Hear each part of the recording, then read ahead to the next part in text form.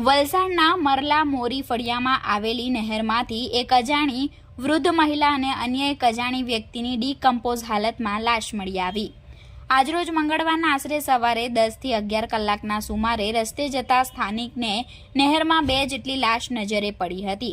તરત જ ઘટનાની જાણ ગ્રામજનોને કરવામાં આવતા ગ્રામજનો ઘટના સ્થળે પહોંચી ગયા હતા અને ઘટનાની જાણ રૂરલ પોલીસને કરવામાં આવી હતી।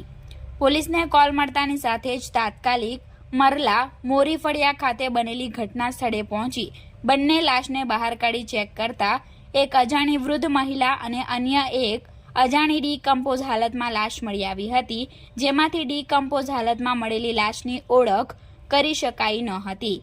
ઘટનાની જાણ રૂરલ પોલીસને કરવામાં આવી હતી, જેથી બંને લાશને ખાનગી એમ્બ્યુલન્સના આકાશભાઈ તેમજ જીગાભાઈને જાણ કરાતા તેઓ ઘટના સ્થળે પહોંચી લાશને પીએમ હેઠળ વલસાડની સિવિલ હોસ્પિટલમાં ખસેડી હતી।